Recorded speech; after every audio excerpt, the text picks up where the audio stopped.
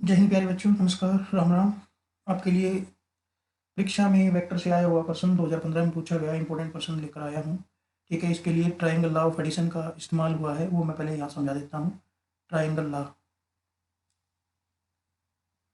Law of addition. ठीक है भाई, तो देखो आपका ये क्या है, ए वेक्टर, और ये है आपका मान लीजिए बी वेक्टर, और ये है आपका सी वेक्टर।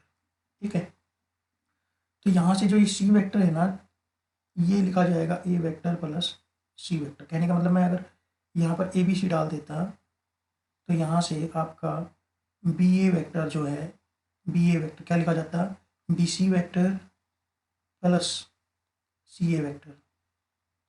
ठीक है भाई, देखिए बी सी और सी ए की डायरेक्शन सेम है और इसकी डायरेक्शन क्या है, अपोजिट है। तो वो वेक्टर जिसके अपोजिट डायरेक्शन है, बाकी इन दो साइड्स का सम लिखा जाएगा। ठीक है, यही कंसेप्ट मैं यहाँ इस्तेमाल करने वाला हूँ। ठीक है, देखिए हम करते हैं इसको। ये क्या है, ए, ये बी, सी और डी। एक बात और मैं ध्यान से आपको बता दूं, ध्यान रखना इसको, कि कोई भी पैरेललोग्राम है, ठीक है, इसका जो एरिया होता है, ये मान लीजिए पी कह देता हूँ और ये क्या कह देता हूँ, क्यू। तो इसका जो एरिया है, एरिया ऑफ पैरेललोग्राम का क्या होता है, एडजेसेंट साइड्स का क्रॉस प्रोडक्ट, उसका मैग्नीट्यूड, पी क्रॉस क्या होगा, मैग्नीट्यूड। या मैं इनको क्या कह दूँ, ए बी सी डी, तो मैं कह दूंगा ये क्या बनेगा, magnitude A D cross A B. ठीक है भाई, स्क्वायर यूनिट्स। तो यही मैं इस्तेमाल करने वाला हूँ यहाँ पर। ठीक है भाई, तो देखिए यहाँ से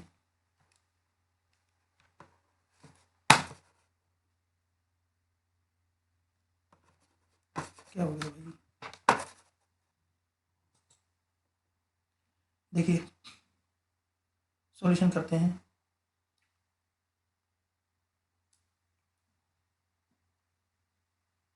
late A B C D is a parallelogram. ठीक है भाई, विद डायगोनल्स या having diagonals A C and B D. ठीक है भाई, ये इसके डायगोनल्स है। गिवन दैट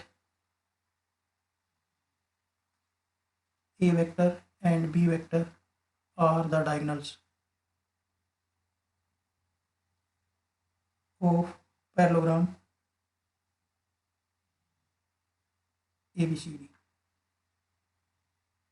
सो लेट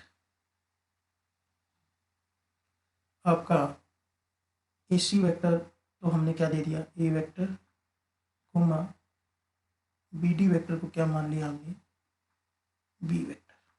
ठीक है, शो क्या करना है, to show area of parallelogram A B C D. ठीक है भाई, कितना आना चाहिए, 1/2 ए क्रॉस बी, ये आना चाहिए। ठीक है, ये हमने प्रूव करना है, स्क्वायर यूनिट्स। अब यहाँ से ध्यान से देखिएगा, ये पूरा ए सी क्या है, ए, डायरेक्शन इसकी ये है। तो यहाँ पर मान लीजिए मैं इसको ओ नाम दे देता हूँ, ओ जहाँ इंटरसेक्ट करता है, और डायगोनल जो है एक दूसरे को बाइसेक्ट करते हैं। तो ये कितना हो जाएगा, 1/2 ए वेक्टर, और इधर कितना हो जाएगा, 1/2 ए वेक्टर। ठीक है भाई, और इसकी डायरेक्शन मान लीजिए ये होती है, ये कितना हो जाएगा, 1/2 बी वेक्टर और 1/2 बी वेक्टर। ठीक है भाई, क्लियर, समझ में आ गया कि नहीं आ गया भाई। आपको पता है, we know that diagonals of parallelogram bisects each other।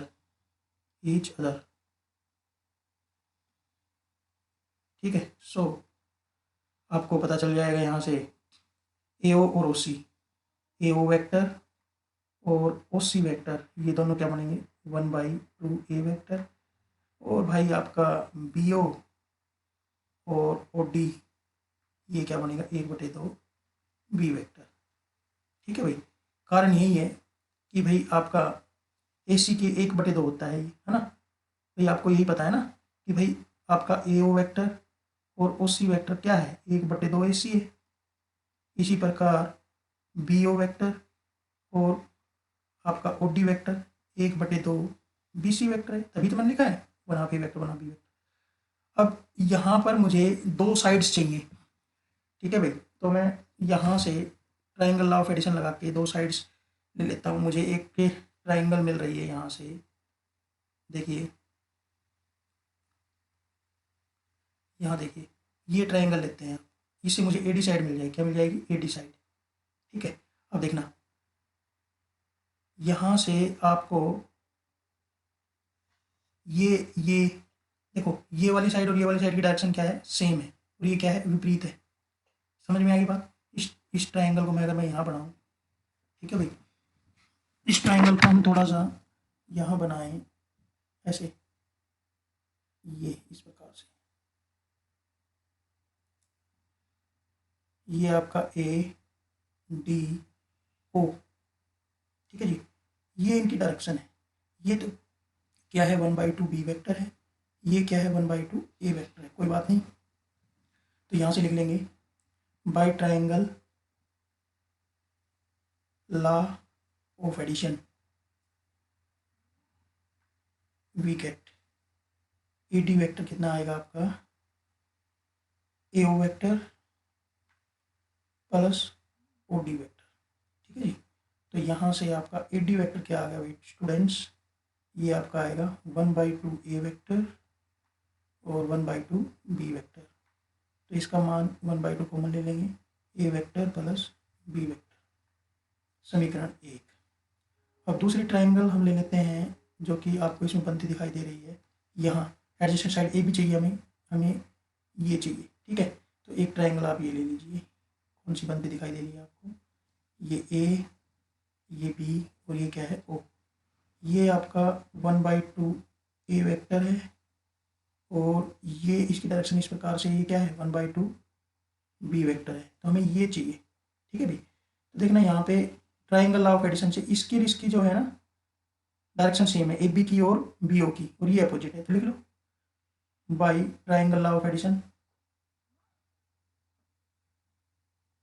Law of addition we get, क्या मिलेगा भाई? AO vector is equal to AB vector plus BO vector, ठीक है जी। अब यहाँ से लिख लीजिए, ये क्या है? 1/2 A वेक्टर है, इसकी वैल्यू मुझे चाहिए। ये क्या है? 1/2 B वेक्टर है, ठीक है जी। तो यहाँ से आपका AB वेक्टर का वैल्यू मिल जाएगा। इसको उधर ले जाओ, 1/2 A vector minus 1/2 B vector. तो आपका AB वेक्टर कितना आ गया?